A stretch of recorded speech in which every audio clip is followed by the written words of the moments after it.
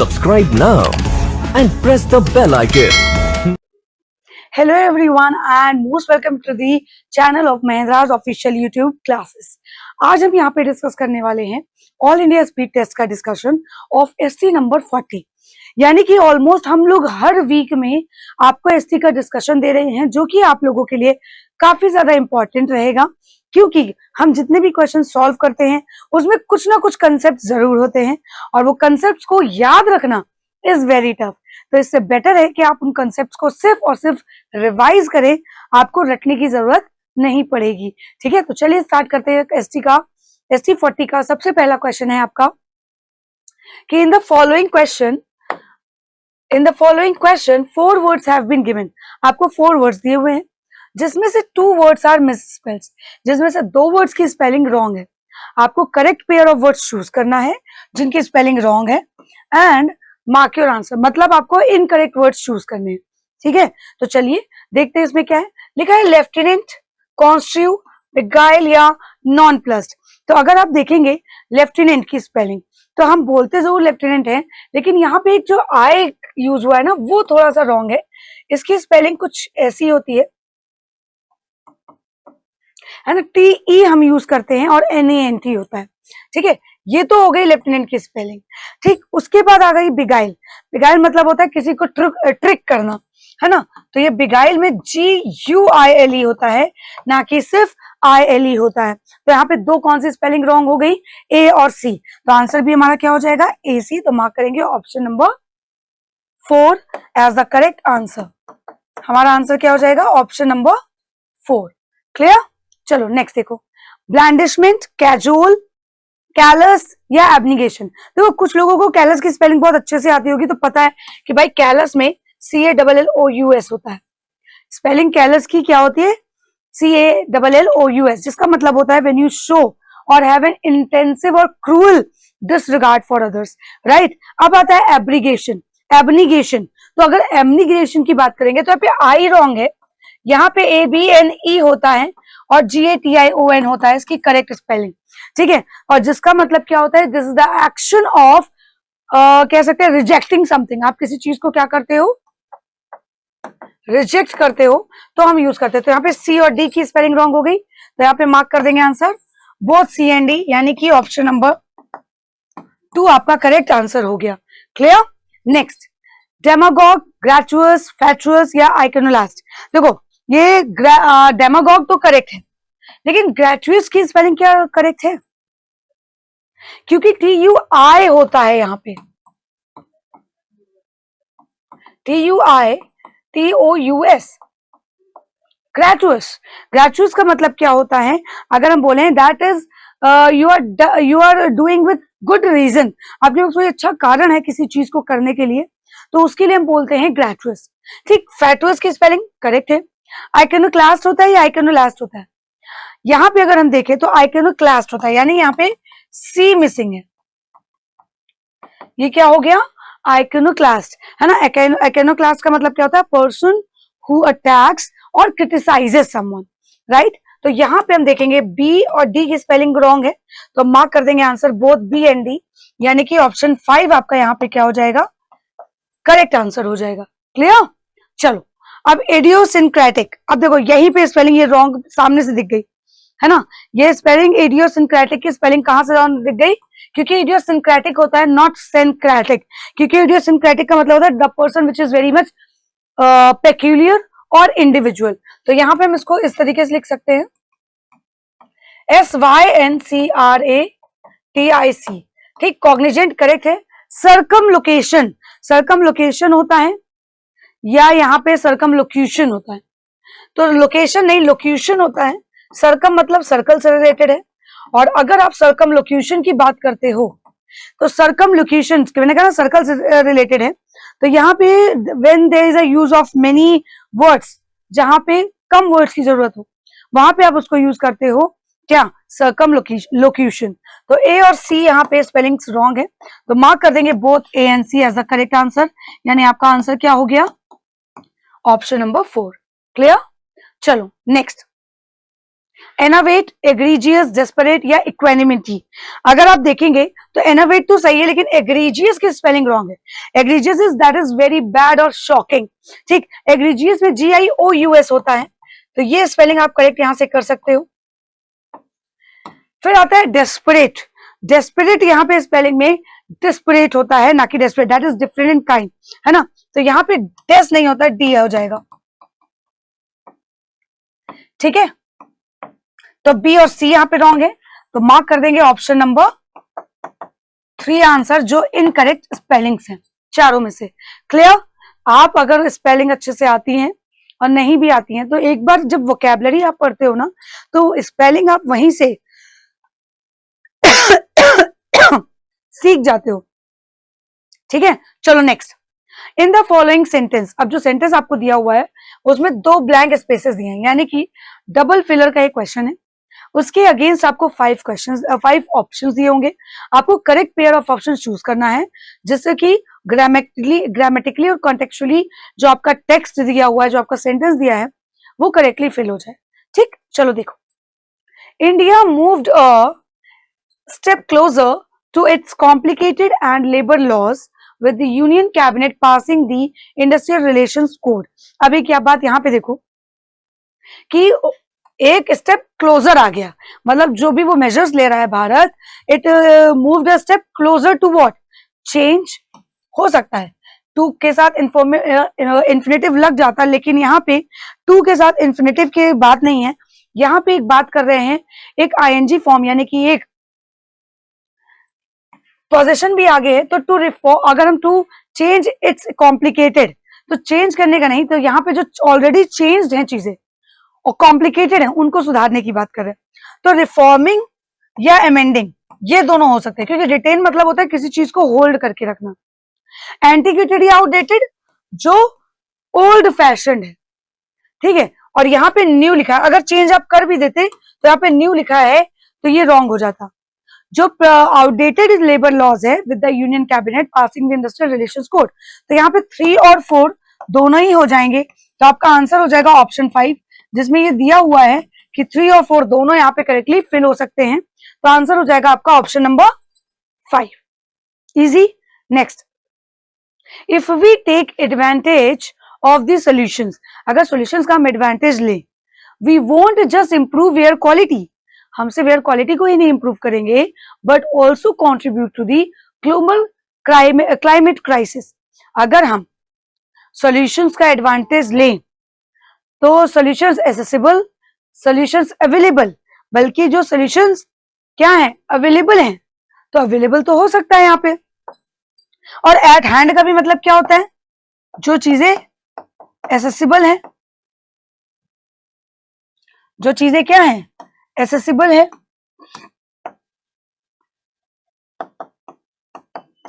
ना। कोई चीज आपके हाथों में, इसका मतलब एक्सेसिबल है, लेकिन अवेलेबल और एक्सेसिबल में थोड़ा फर्क है। ठीक, फिर उसके बाद बोला कि वी वोंट जस्ट इंप्रूव, इससे ना कि सिर्फ एयर क्वालिटी इंप्रूव होगी, बट ऑल्सो हम कंट्रीब्यूट करेंगे, जो क्लाइमेट क्राइसिस है, जो इतना हार्मफुल, इतना डेट्रीमेंटल जो क्लाइमेट क्राइसिस है, उसको लेकर के बात करेगा। तो यहाँ पे अगर आप देखेंगे तो आपका एक तो ये रिवर्सिंग जो क्लाइमेटिक चेंजेस है और टर्निंग ओवर, इन दोनों का मतलब यही है, लेकिन डेट्रीमेंट मतलब होता है हार्मफुल। और अगर क्लाइमेट क्राइसिस डिक्रीज हो रहा होता तो ऑब्वियसली यही आंसर होता, लेकिन क्लाइमेट क्राइसिस जो बढ़ता हुआ क्लाइमेट क्राइसिस है, दैट इज वेरी डेट्रीमेंटल, है ना। तो 2 के साथ 2 टर्निंग ओवर एक फ्रेज की जरूरत है, तो 4 और 1 दोनों ही अप्रोप्रिएट है, तो अकॉर्डिंगली हम मार्क कर देंगे ऑप्शन नंबर 5 कि 1 और 4 दोनों ही यहाँ पे फिल हो सकते हैं करेक्टली। ठीक है, चलो नेक्स्ट।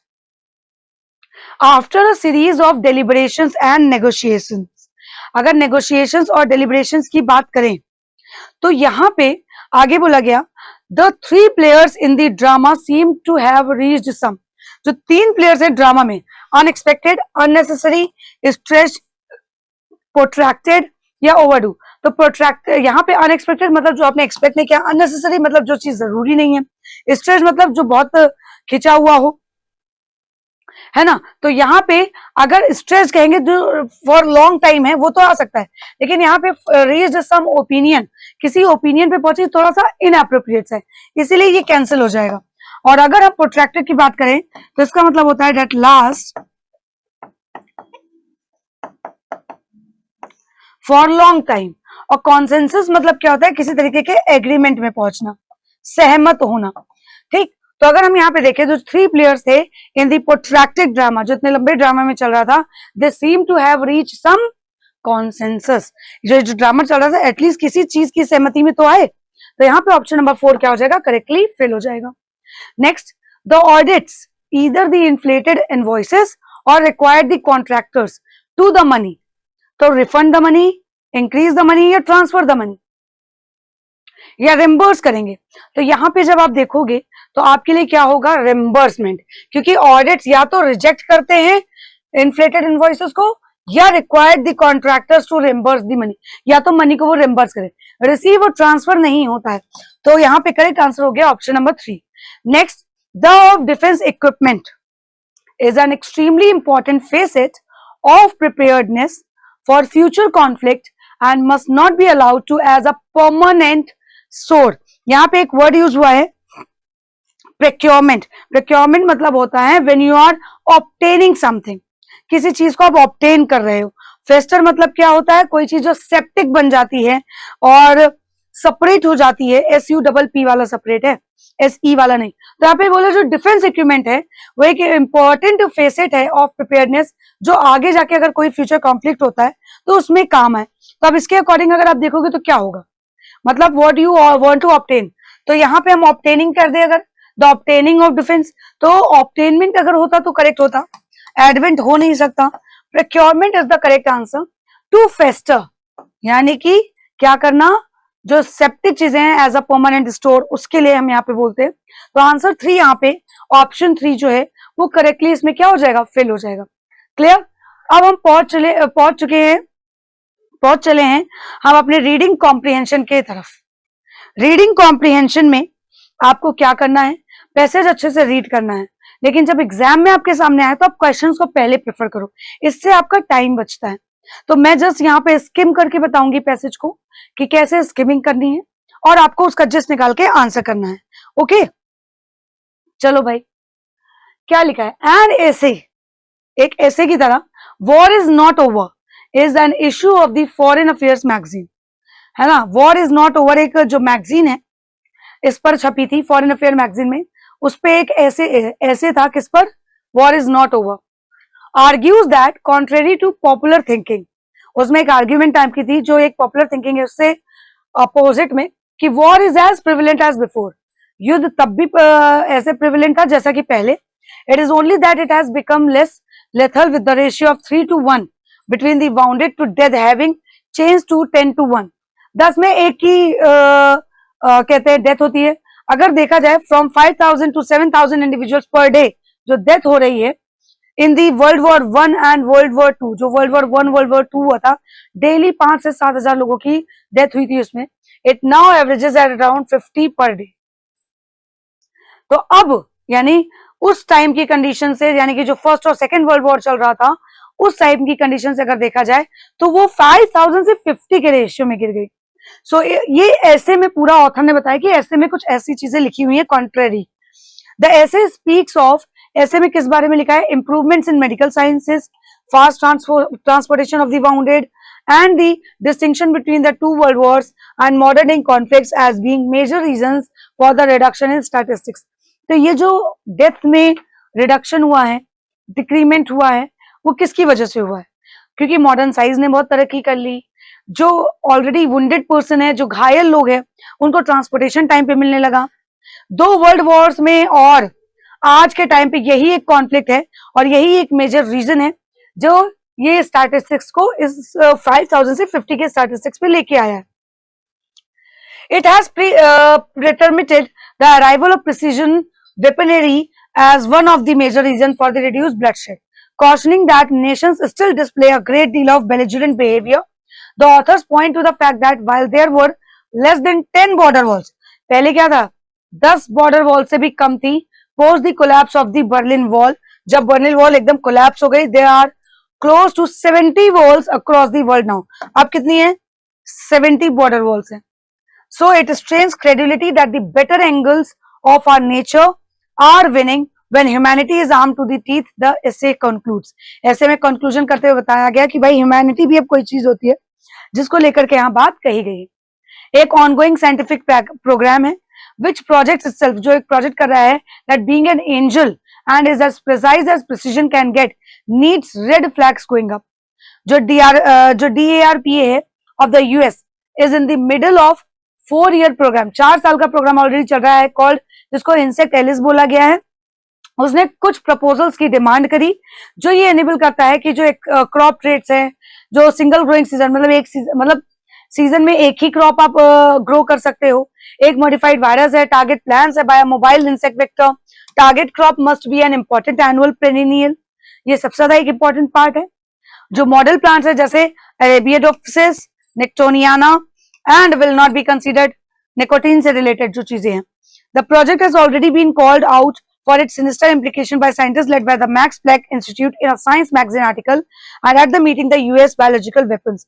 Basically कहने का मतलब ये wars is not over करके इन्होंने ऐसे लिखा, उसमें ऑथर ये सारी चीजें बता रहा है कि उस हिस्से में क्या क्या चीजें कंक्लूड की गई हैं, क्या क्या चीजें रखी गई हैं, क्या क्या चीजें एक्सक्लूड की गई हैं। फिर यहाँ पे बोला गया जो मेच्योर क्रॉप्स हैं एग्रीकल्चर इंपॉर्टेंस की, अगर अदर वर्ड्स में देखा जाए तो वो crops whose non availability would affect the food security of a nation, मतलब जो क्रॉप्स अगर नहीं अवेलेबल है तो उससे कहीं ना कहीं फूड सिक्योरिटी पे भी असर पड़ेगा।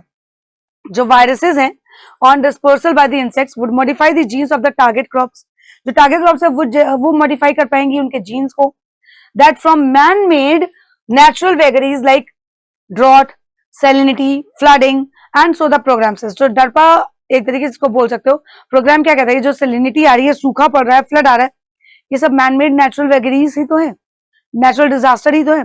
सो वाइड रेंज ऑफ थ्रेट्स में जियोपार्डाइज, मतलब कहीं ना कहीं ये सिचुएशन हो सकती है, फूड सिक्योरिटी में कभी आ सकती है, including intentional attack by an adversary.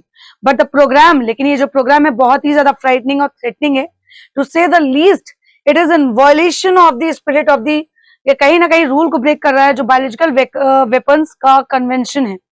Since once the technology gets developed, it can be used to create genetically modified virus to attack an adversary food crops. जो adversary food crops है उन पर attack की आशंका है। ठीक है, आगे और लास्टली बोला गया कि जो imagine the potential sinister use against food chain through insects let loose.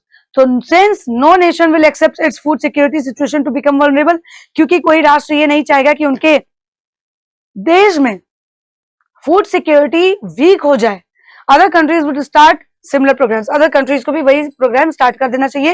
And last में बोल रहा है कि in fact they already may have commence, हालांकि उन्होंने स्टार्ट भी कर दिया है, as has been alluded by DARPA, stating that its research would encounter threats from states and non-state actors.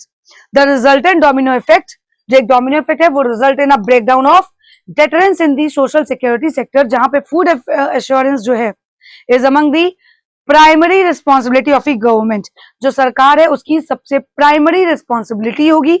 Just as the development of the ballistic missile defence shield is a destabilising step in the nuclear realm, right? There would be no end to attempts of staying ahead of an adversary once deterrence stability is adversely affected. तो ये जो war पे ऐसे लिखा गया, यहाँ पे author का कुल मिलाकर के बस इतना कहना है कि अगर डेथ में कमी आई है, जब वो वॉर के समय 5,000 से 7,000 लोगों की डेथ हो रही थी, आज की डेट में 50 पर डे है, कहीं ना कहीं कुछ ना कुछ तो दंगे फसाद होते ही रहते हैं। फिर उसके बाद यहाँ पे आगे हमारी एग्रीकल्चर पे क्या असर पड़ेगा, फूड सिक्योरिटी पे क्या असर पड़ेगा, वो चीजें कब बताएगी, अदर कंट्रीज में एक कंपैरिजन भी करके बताया गया, तो ये सारी चीजें बताई गई। तो with reference to the passage आपको वो रीजंस यहाँ पे मेंशन करने हैं behind the DARPA program being referred to as the frightening one, कि क्यों DARPA प्रोग्राम को एक फ्राइटनिंग प्रोग्राम माना जा रहा है। पहला है the spirit of the biological weapons convention is being discredited by it. No, ये रीजन तो नहीं है। Other countries might also start programs similar to the DARPA, ये भी स्टार्ट कर सकती है, तो ये फ्राइटनिंग थोड़ी ना। एक ब्रेकडाउन होगा of discouragement might occur in the social society security sector, नहीं ऐसा भी नहीं कहा गया। फिर यहाँ पे बोला गया agriculture weapons race might begin, ऐसा भी कोई रीजन नहीं है कि ये फ्राइटनिंग हो जाएगा। तो आंसर क्या हो जाएगा, ऑल ऑफ द अबव। ये जो लास्ट में अभी हमने पैराग्राफ्स पढ़े हैं, तो यहाँ पे मेन रीजंस अगर हम देखें तो फ्राइटनिंग तो है ही, ये सारी चीजें कहीं ना कहीं फ्राइटनिंग है। तो आपका करेक्ट आंसर हो जाएगा option number 5। According to the passage mention what facts is are omitted in the essay. कौन से ऐसे फैक्ट्स है अकॉर्डिंग टू दी पैसेज जो ऐसे में नहीं थे? तो betterment of medical science, reduction in the killings due to the advent of precision weaponry, the number of people dying in the wars, कौन सा मेंशन नहीं है? तो देखो ये तो कितने लोग मर रहे हैं, पूरी पूरी वैल्यू मेंशन है, मेडिकल साइंस भी मेंशन है, ठीक है, लेकिन जो इंक्लूड नहीं किया गया है, जो किलिंग्स में रिडक्शन हुआ है due to the advent of precision weaponry, उसके बारे में नहीं बात की गई, तो मार्क करेंगे ऑप्शन नंबर 3 ओनली बी। ठीक, नेक्स्ट देखो, with reference to the passage due to what has the safeguarding of food come under threat, food security में थ्रेट क्यों आया? So holding the cereals, intentional act of deteriorating the quality, या deliberate attack by rival. तो यहाँ पे जब आप देखोगे तो होल्डिंग दी सीरियल, सीरियल्स मतलब जो अनाज वगैरह है, और एक जो इंटेंशनल एक्ट है कि क्वालिटी को और खराब कर दे, डिटीरियोरेट कर दे, तो ये भी कहीं ना कहीं दिक्कत वाली बात है। तो यहाँ पे अगर हम देखेंगे जो डेलिबरेट अटैक है बाय राइवल, उसके लिए यहाँ पे बोला गया है कि what has the safeguarding of food come under threat, जो फूड सिक्योरिटी वो क्यों थ्रेट में आएगी? एक जो डेलिबरेट अटैक होगा बाय राइवल कंट्री, वही सबसे बड़ा थ्रेट है फॉर फूड सिक्योरिटी। तो आंसर हो जाएगा यहाँ पे ऑप्शन नंबर सी, यानी कि only C, option number 5। Next, with reference to the passage mention which of the actions are done by viruses, जो वायरसेस है उनके द्वारा क्या एक्शंस किए गए? Safeguarding the crops from manmade unpredictability, modifying the genes, spreading the vagaries, या both 1 and 2? क्या लगता है? ऑब्वियसली जो सेफगार्डिंग क्रॉप्स है, मैनमेड अनप्रेडिक्टेबिलिटी, जैसे कि फ्लड हो गया है ना, ड्रॉट हो गया, सूखा पड़ गया, तो वेजिटेशन पे तो फर्क पड़ेगा ही, और मॉडिफाइंग द जीन्स, तो 1 and 2 ये दोनों ही है, तो मार्क कर देंगे ऑप्शन नंबर 4। लास्ट क्वेश्चन है पैसेज का, as mentioned in the passage describe what exactly is being done by the insect allies program. Exactly जो इंसेक्ट एलीज प्रोग्राम है उनके द्वारा क्या किया गया था? defending a rival's food crop, generating genetically revamped viruses, या involved other programs with the insect allies program। तो यहाँ पे अगर आप देखोगे तो राइवल्स फूड क्रॉप के डिफेंड करना नहीं था, बल्कि जनरेटिंग जेनेटिकली जो रिवैम्प्ड वायरस हैं जो अपने आप से रिस्टोर हो रहे हैं, वो उनके बारे में यहाँ पे बात की गई है, जो इंसेक्ट एलीज प्रोग्राम में मेंशन है। Involving other programs with the insect allies program, no. तो यहाँ पे सिर्फ बी एक ऐसा पॉइंट है जो इंसेक्ट एलीज प्रोग्राम के लिए यहाँ पे कहा गया है और किया गया है। ठीक है, समझ में आया सभी को? क्लियर हो गया, हाँ या ना? क्लियर? चल अब बढ़ते हैं नेक्स्ट क्वेश्चन की तरफ। In the following question 4 words are given of which 1 or more words is are most nearly the similar और अपोजिट इन मीनिंग। ठीक है, या तो एक दूसरे के सिमिलर होंगे या अपोजिट होंगे, चारों में से आपको वही वर्ड या आपको वर्ड आपको आंसर करना है। जैसे ये क्वेश्चन है 41 में, वर्ड क्या दिया हुआ है? डेनिग्रेट। डेनिग्रेट का मतलब क्या होता है? किसी को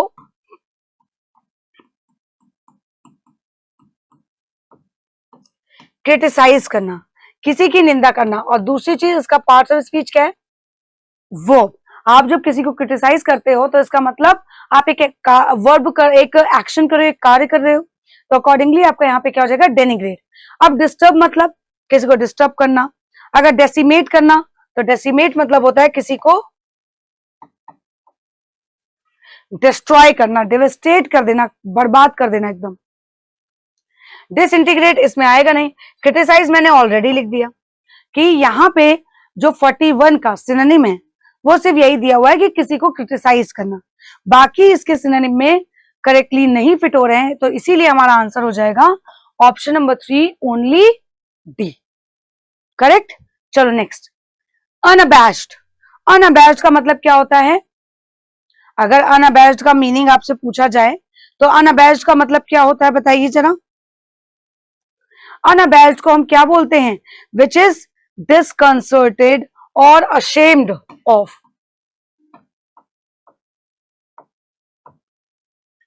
है ना। अशेम्ड मतलब जो एकदम अविचलित, अनअशेम्ड, है ना। एक्चुअली नॉट अनअशेम्ड बोल सकते हैं या नॉट अशेम्ड, जिसको कोई किसी बात का कोई दिक्कत या परेशानी नहीं है, ठीक है, हमने जो किया वो सही किया, ठीक है। तो अकॉर्डिंगली जब आप देखोगे तो ये तो आपका ये क्या हो जाएगा, अनएम्बेरेस्ड। यही इसका सिनोनिम दिख रहा है, और कुछ दिख रहा है क्या? क्योंकि शीपिश का मतलब क्या होता है, व्हेन यू फील एम्बेरस, कि आपका कोई रिजल्ट गलत आ गया या आपने कुछ गलती कर दी, तो व्हेन यू फील एम्बेरसमेंट, जब आपको एम्बेरसमेंट फील होती है तब आप शीपिश बोलते हो। डिस्कंसर्टेड क्या होता है? डिस्कंसर्टेड आपका कहीं ना कहीं इसी में आ जाता है, किसमें, इसके जस्ट अपोजिट में, ये किसमें आ जाता है, एंटोनिम में, ठीक। और ये भी आपका एंटोनिम हो गया, आउटस्टैंडिंग अलग ही हो गया। तो यहां पे अगर आप देखेंगे, अगर नॉट डिस्कंसर्टेड होता तो इसका आंसर हो जाता, तो अनएम्बेरेस्ड खाली इसका करेक्ट आंसर है एज द सिनोनिम। एक ही दिया हुआ है, बाकी सब एंटोनिम है, अगर कोई एक एंटोनिम दिया होता तो वो भी करेक्ट हो जाता, ठीक। तो जिसकी मेजॉरिटी वो आंसर। Next, eclectic.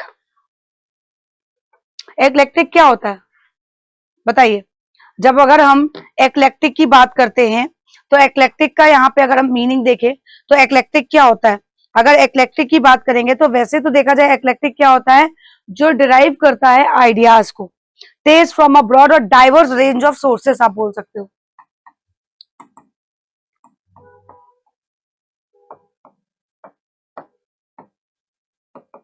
अब यहाँ पे देखो, डॉगमेटिक प्रैक्टिकल के लिए हम यूज करते हैं, एपिलेप्टिक इससे अलग हो गया, तो यहाँ पे आंसर क्या हो जाएगा, वाइड रेंजिंग और डाइवर्स, दोनों चीजें इसमें आ रही हैं जो इसके करेक्ट सिनोनिम दिए हुए हैं। तो आंसर हो जाएगा ऑप्शन नंबर बी, सी। नेक्स्ट, कॉन्वाइवल। कॉन्वाइवल का मतलब क्या होता है? अगर हम कॉन्वाइवल पूछे तो कॉन्वाइवल क्या होता है, जो बहुत ज्यादा फ्रेंडली होता है, मित्रता करता है। ट्रिवियल मतलब जो अनइम्पॉर्टेंट होता है। कॉन्ट्रेल का अगर मतलब देखें तो एक वेपर ट्रेल होती है ना, उसके लिए हम बोलते हैं,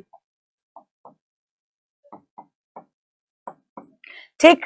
तो एफेबल और एमिएबल ये दोनों इसके क्या हो जाएंगे, सिनोनिम हो जाएंगे। तो आंसर हम मार्क कर देंगे both B and C, that is option number 4, right. Next, ephemeral. Ephemeral क्या होता है, किसी को पता है? तो लोग वोकैबुलरी की क्लास में जुड़ा करो। एफिमरल मतलब होता है that last for very short time, बहुत कम समय तक के लिए जो चीज स्टे करती हो, ठीक है, तो उसे बोलते हैं एफिमरल। एंड्यूरिंग क्या होता है? एंड्यूरिंग लास्ट एक that last for over a period of time, और ड्यूरेबल जिसे हम बोल सकते हैं। कॉरोलरी, ट्रांजिटरी, अगर हम देखें तो ट्रांजिटरी तो एफिमरल का क्या है, सिनोनिम है, और कॉन्ट्रेल भी इसका क्या हो सकता है, सिनोनिम हो सकता है। तो यहां पे दोनों ही इसके करेक्ट आंसर हो जाएंगे as the synonym of the given word, correct. समझ में आया? तो आपके टेस्ट में, आपके एग्जाम में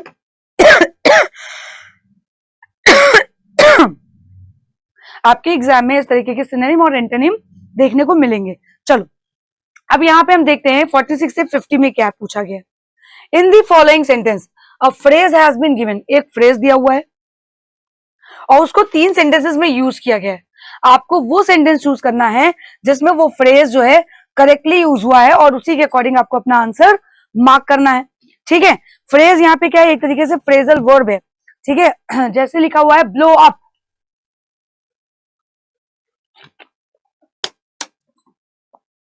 लिखा हुआ है ब्लो अप, तो ब्लो अप का मतलब क्या होता है, जब आप अपना टेम्पर खो देते हो, एकदम गुस्से में आ जाते हो, तो टू लूज वंस टेम्पर, आप एकदम गुस्से में आ गए, झलझला गए, तो इसे हम बोलते हैं ब्लो अप। अब ये ब्लो अप का यूज कौन से सेंटेंस में करेक्टली यूज हुआ है, we have been advised not to blow up at a subordinate unless a major issue, जब तक कि कोई मेजर इशू ना हो तब तक किसी पे भड़कना नहीं चाहिए, सही है। They blew up on him for not being able to be on time for the match. वो उस पर एकदम टूट पड़े, भड़क पड़े, क्योंकि वो मैच के लिए सही टाइम पे नहीं आया। करेक्ट यूज हुआ है। मम had blown up at dad with more than her usual intensity.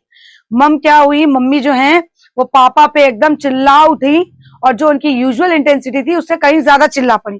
तो इसमें भी करेक्टली यूज हुआ है। तो जब तीनों सेंटेंसेस में करेक्टली यूज हुआ है तो हमारा आंसर हो जाएगा ऑल ए, बी एंड सी। अगर आप करेक्टली इसको पढ़ोगे तो आप करेक्टली आंसर कर पाओगे। ओके, चलो next, call off. When we say call off, तो कॉल ऑफ का मतलब क्या होता है? जब आप कोई चीज को कैंसिल करते हो।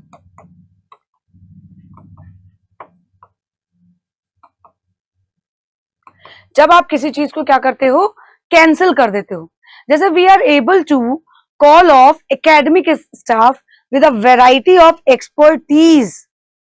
देखो, हम एबल हैं कैंसिल करने के लिए एकेडमिक स्टाफ को। एकेडमिक स्टाफ को कैसे कैंसिल करोगे? उनके लिए कोई मीटिंग रखी होगी या इनको बुलाया होगा, तब तो आप करोगे। तो ये तो रॉन्ग हो गया। He has decided to call off the meeting with the parent company. और उसने क्या डिसाइड किया कि भैया जो पेरेंट कंपनी है उससे मीटिंग कैंसिल कर दे। तो यहाँ पे सेंस आ गया कैंसिल का, तो ये करेक्ट है।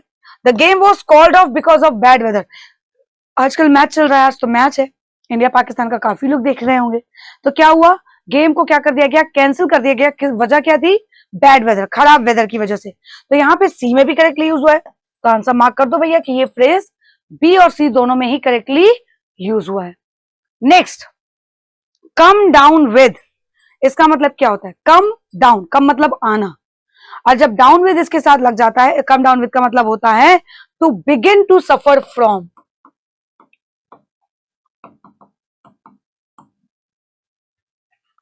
किसी चीज से आप सफर कर रहे हो बहुत ज्यादा, खास करके बीमारियां, you are suffering from some disease ना, उस तरीके से हम इसको यूज करते हैं। तो शुरुआत करना, एक तरीके से आपकी स्टार्टिंग हुई है। तो just calm down with whatever explanation you are suppose to give. मतलब तुम स्टार्ट करो, तुम्हें जिस तरीके का भी जो भी आपको एक्सप्लेनेशन देना है, बस स्टार्ट करो, तुम बोलो। करेक्ट है। The doctor gave the reports. Doctor ने रिपोर्ट्स देते हुए कहा, आई केम डाउन विद इन्फ्लुएंजा, कि भैया तुम्हें क्या है, एक बीमारी की शुरुआत हो रही है कि तुम्हें इन्फ्लुएंजा हो गया। करेक्ट है। He came down with his parents for general monthly checkup. ये तो है नहीं कि उसने शुरू किया है अपना एक मंथली चेकअप के लिए, तो ये तो यहाँ पे रॉन्ग हो जाएगा। तो यहाँ पे जब रॉन्ग हो जाएगा तो सिर्फ ए और बी आंसर होगा। तो मार्क कर देंगे option number 2, both A and B. Next, bring up. हम किसी चीज को बोलते हैं bring me a glass of water. तो ब्रिंग अप का हम एक्चुअली ब्रिंगिंग अप से भी बोलते हैं। So this is the topic of discussion. जैसे टू मेंशन समथिंग, किसी चीज को मेंशन करना।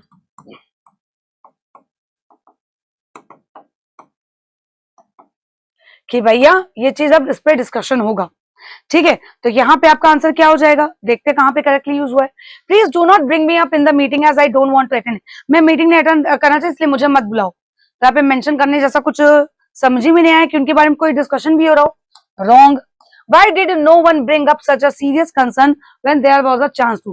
जब सबके पास चांस था तो क्यों नहीं ये मैटर उठाया गया, क्यों नहीं इस बात को आगे रखा गया, यानी मेंशन क्यों नहीं किया गया? तो करेक्ट है।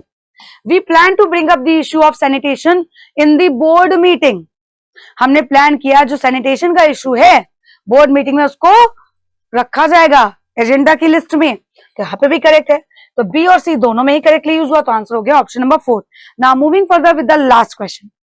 डू ओवर, डू करना, ओवर, और डू ओवर का मतलब हो गया टू डू समथिंग अगेन,